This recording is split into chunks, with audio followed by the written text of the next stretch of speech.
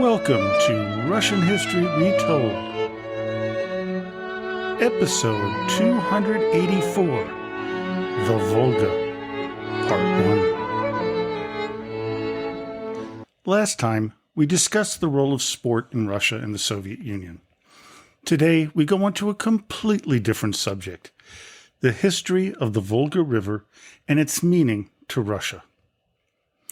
Aside from my extensive library, the primary source of information for this series of episodes is the book, The Volga, A History of Russia's Greatest River by Janet M. Hartley, published in 2021. It is an absolute treasure trove of information about the mighty Volga. I'd like to start by reading an excerpt from a 1839 book, Excursions in the Interior of Russia, by Robert Bremer. Quote, "The Volga.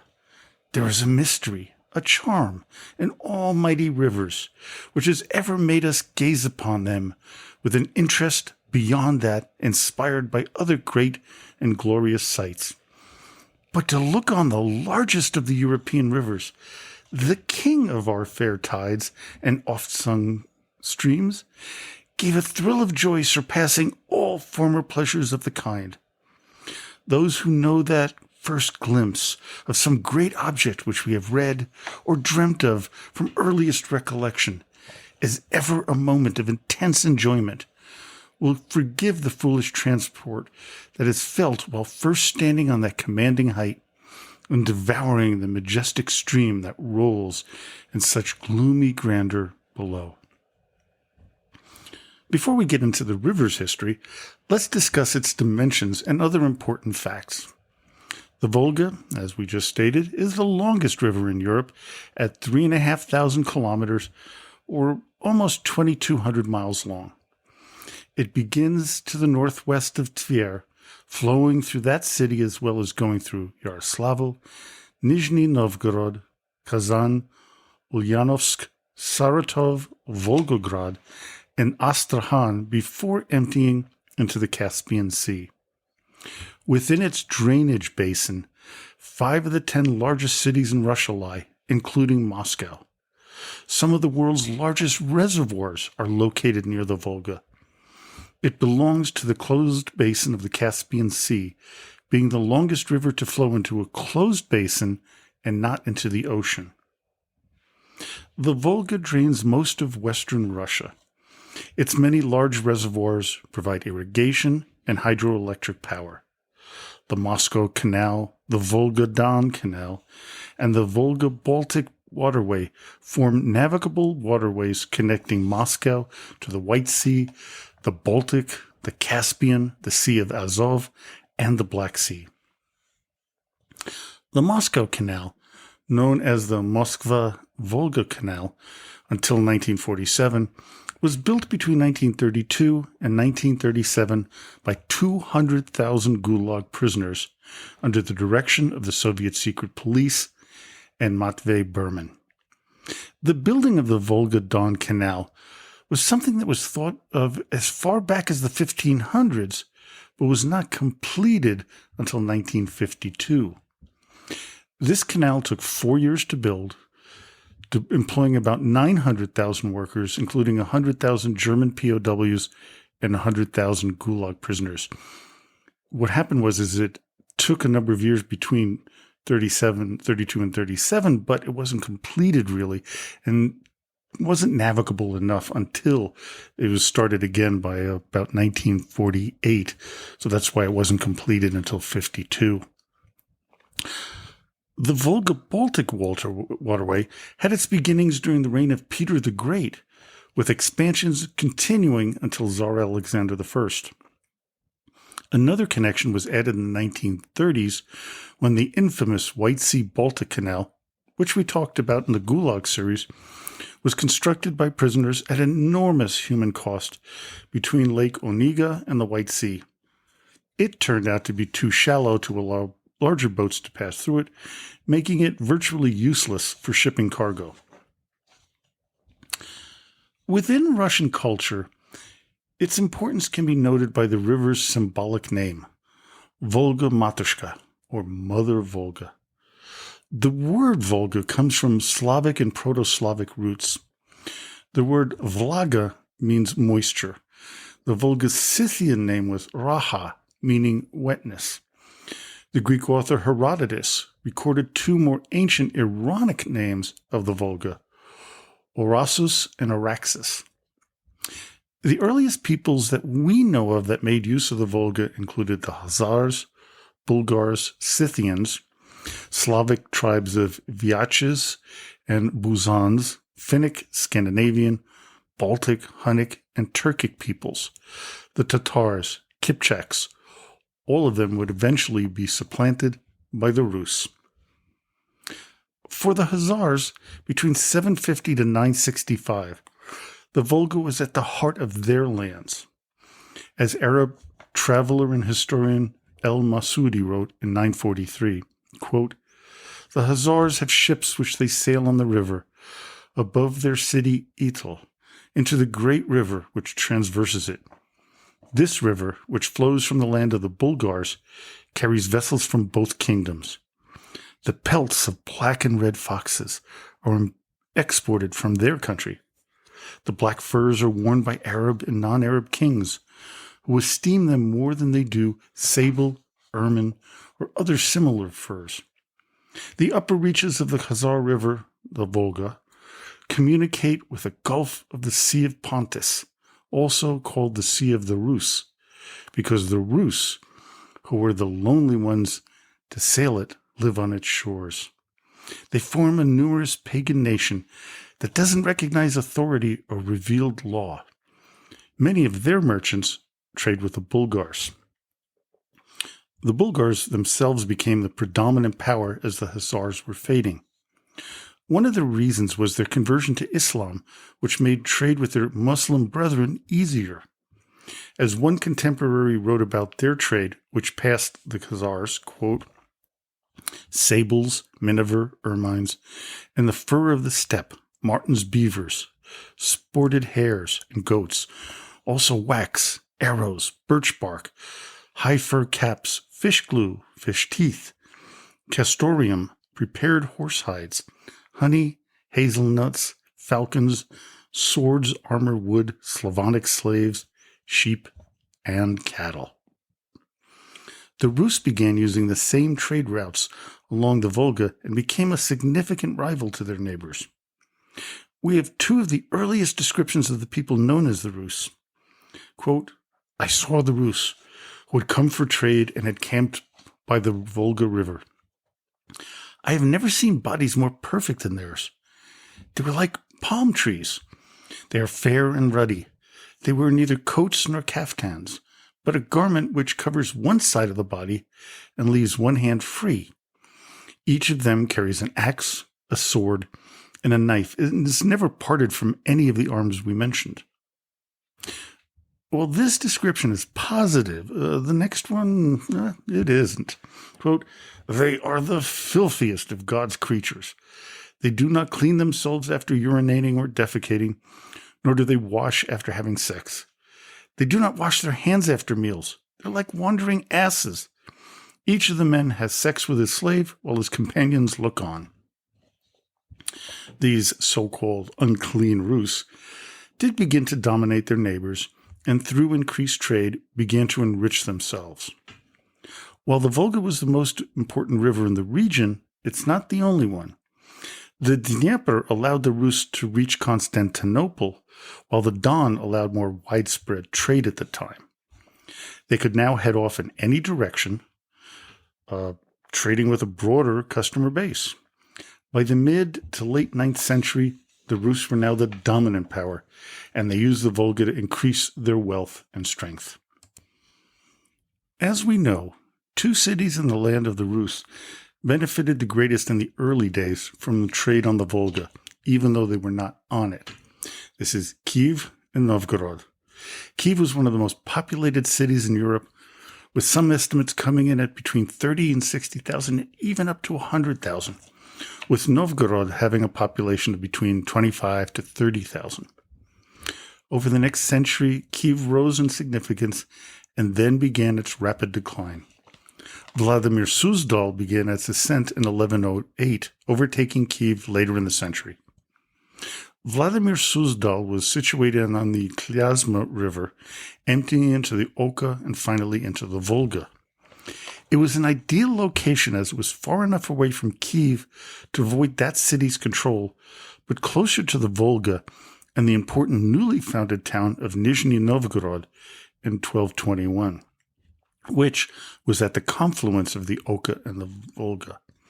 From there, Vladimir Suzdal could raid the lands of the Bulgars, pillage their territory, and seize slaves with which to sell on the markets on the Caspian Sea. The reign of superiority of Vladimir Suzdal would come to a crashing and sudden end in 1238. The Mongol army would burn the city to the ground, along with numerous others. Kiev would be devastated entirely in 1240. Towns along the Volga that met the same fate included Gorodetsk, Kostroma, Nizhny Novgorod, and Yaroslavl. After they took control of the land of the Rus in its entirety, the Golden Horde based their capitals along the Volga, as well as the Khanates of Kazan and Astrakhan. The Mongols have been rightfully accused of mass destruction and genocide in their attack on Kievan Rus. They also demanded large sums of tribute to be sent to them from the various cities. With the coming of Ivan the Great, though, Moscow would be the sole collector and chief enforcer for the Horde. This gives us an insight into the present state of why Putin's Russia is behaving as it is now. From Janet Hartley's book, The Volga, A History of Russia's Greatest River, we have this explanation of what I mean here. Quote, the Mongols have been accused of causing depopulation and the economic collapse of towns and of ruining trade and artisan skills. Indirectly, the Mongols have been blamed for what have sometimes been perceived of the more negative aspects in the way in which the Principality of Moscow evolved.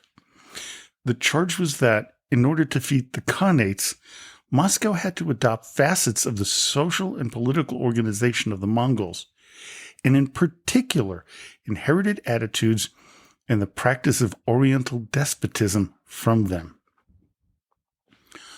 One of the things that the Mongols did that was positive was to promote trade, especially on the Volga.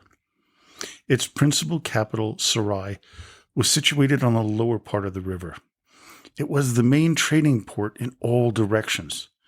Silk and spices would flow from China and Central Asia to the north via the Volga and to and from Persia and India via the Caspian Sea. The Rus would send furs, caviar, and salt down the Volga to Sarai for trade and to pay tribute. According to Hartley, quote, merchants traveled from Sarai up the Volga through Rus lands to the Baltic ports. It is said that in 1474, some 3,200 merchants and 600 envoys journeyed from Sarai to Moscow, where they sold 40,000 horses to the local inhabitants. Sarai was home to many merchants from numerous cities and countries, from Nizhny Novgorod and other towns on the Volga, but also from places much further afield, such as China, Hungary, and Genoa. One of the negatives of being such a trading mecca was seen in the mid-14th century with the arrival of the Black Plague. Both Sarai and Astrakhan were devastated by the disease, as the Volga was a crucial waterway in helping the transmission of the plague. This would be the beginning of the weakening of the Golden Horde. They would face an even more significant threat later in the 14th century by the forces of Tamerlane, also known as Timur. He would sack Sarai and attack several cities along the lower Volga, causing trade to be diverted from there. The Golden Horde, as we know, began to splinter, with individual Khanates taking over. These included the Crimean, Kazan, and Astrakhan Khanates. Kazan would be the premier trading outpost in the middle Volga, with Astrakhan being in the lower section. While they traded with the burgeoning Muscovite state, they were also significant competitors as well, especially in the slave and fur trade. Astrakhan was positioned on the Volga Delta that emptied into the Caspian Sea.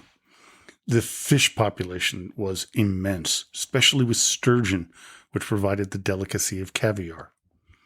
They also traded with the Muscovites by sending ambassadors to Moscow. They would bring horses and silks, while the Russians would exchange those goods for furs, swords, and saddles. Around the mid-1400s, Kazan threatened Moscow and other Volga towns, especially Nizhny Novgorod. In 1444 and 45, the Kazan Khanate defeated the forces of the Veliki Knyaz Vasily II, forcing him to pay a large tribute. In a few decades, the Kazan Khanate would diminish in power, as it would be challenged by the big boy on the block, the Duchy of Moscow. As I mentioned earlier, Moscow's rise was partly due to its being the primary collector of tribute to the horde. Over the years, they siphoned off much of the taxes they amassed, making them wealthier than their rivals. This allowed them to create a strong army, finally eradicating two of their main competitors on the Volga, Kazan and Astrakhan. The only city at that time that could have rivaled Moscow would be Tver. However, as we saw a couple of episodes ago, this did not happen, causing them to lose power, ceding it to their rival, Moscow. Ivan III and later Ivan IV decided to put pressure on Kazan to come under the control of Moscow. They would fail until October 2nd, 1552, when Russian troops entered the fortress of Kazan and slaughtered almost the entire population. The middle and western bank of the Volga were now in the hands of the Tsar of all Russia, Ivan the Terrible. Tsar Ivan would install a puppet Khan in Astrakhan, but he would prove to be disloyal early on. Together with a rival Turkic people, the Nogais, Russian troops would take the fortress at Astrakhan easily, removing the second major threat. Ivan would force all of the Tatar inhabitants of Kazan and Astrakhan to leave the area, which to this day are not found to be within 30 kilometers of the city. The capture of these two remnants of the Golden Horde was seen by contemporaries as a victory of Orthodox Christianity over Islam. A Russian chronicler of the time wrote the following, quote, "With the aid of our Almighty Lord Jesus Christ and the prayers of the Mother of God, our pious Tsar and Grand Prince, Ivan Vasilievich, crowned by God, autocrat of all Russians, fought against the infidels, defeated them finally, and captured the Tsar of Kazan. And the pious Tsar and Grand Prince ordered his regiment to sing an anthem under his banner, to give thanks to God for the victory, and at the same time ordered a life-giving cross to be placed and a church to be built, with the uncreated image of our Lord Jesus Christ, where the Tsar's colors had stood during the battle." With the taking of Kazan and Astrakhan, the Russians now had complete control of the Volga. From the source northwest of Tver all the way down to the Caspian Sea, the entirety of the river now lay in Russian territory for the first time in its history. Author Hartley points out that Russia went from a land inhabited mostly by people of the Rus to a multi-ethnic, multinational empire. They would now rule not just over Orthodox Christians, but also Muslims and any other religions of their rapidly expanding territory. While the two cities of the Khanates were taken, that did not remove the threat that their people could exert over the invading Russians, and far from it. Hartley shares the four main ways in which the Russians would assert control of the Volga region. 1. Through force, and in particular, a military presence. 2. Through government and the establishment of administrative organs of the Russian state. 3. Through ideology, by the extension of orthodoxy, with the construction of churches and monasteries, and with conversion policies toward Muslims and pagans. 4. Finally, through assimilation by incorporating non-Russian elites into the Russian state through service to the state and land grants. It's this last part that was crucial to the expansion of Russia into territories of non-Russian people. it showed a flexibility to allow toleration of different people. One of the first groups along the Volga River to be assimilated into the Russian state was the Finno-Ugric people. The Mordvins were one of these settlers around the area of Nizhny Novgorod. We're unclear how many lived there at the time, but estimates from the late 1700s somewhere around 114 to 176,000. In 2020, they estimated that 700,000 people in the Russian Federation claim Mordvin ancestry. While the official stance of the Russian government was that they were fully Russian if they agreed to abide by the laws of the land and pledge allegiance to the Tsar, there was official disdain over the centuries for many of these people. Descriptions of the Mari, a Finno-Ugric people, were pretty disparaging. Here's some examples. Quote, much inferior to those of Russia, as well as in regard to comeliness, as in gaiety of temper and vanity of dress. Or, quote, have commonly brown harsh hair, a thin beard and lean face. It is very rare to find a pretty woman amongst them. Finally, quote, they are a disloyal, thieving, and superstitious people. They are barbarous, treacherous, and cruel, and much given to sorcery and robbery. Another people who had a significant presence in the lower Volga region are the Chuvash. Today, they represent over 1.5 million people within the Russian Federation who identify as Chuvash. Today, they have their own republic within the Federation. They are a Turkic people, although little is known about their origin. The obvious largest of the new ethnic groups that were absorbed into the Russian Empire were the Tatars. They are still the largest non-Slavic peoples, numbering about 800,000 in 1795 census out of 40 million in the entire country. Today, they number over 5 million of Tatar background. Of all the non-Slavic people, the Tatars were considered to be the most sophisticated. Baron August von Haxthausen wrote this about them in the mid-19th century.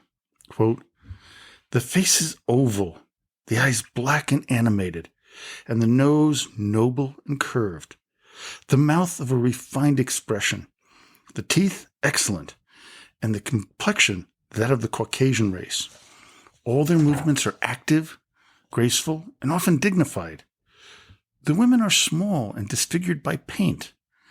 The character of the Tatars is amiable.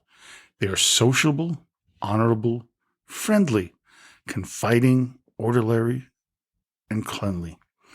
The only antipathy to and mistrust of the Russians still prevail, but to the government, they are loyal and obedient. Well, I hope you enjoyed today's episode. Join me next time, which will be in just 1 week, as we're going to do something a little different. We're going to post an interview with Professor Paul Robinson from the Graduate School of Public and International Affairs from the University of Ottawa, who recently published a book called Russian Liberalism. Then, the following week, we will continue our journey on the history of the Volga River. The series will be a 3-part one, as there is so much more to share. I originally just thought 2 episodes and we'd be done, but no, it looks like it's going to take a 3rd one. And I just want to remind you and say thank you to many of you who expressed remorse and support to me from the loss of my daughter, Anastasia. It is greatly appreciated. So, until next time, до свидания и спасибо за внимание.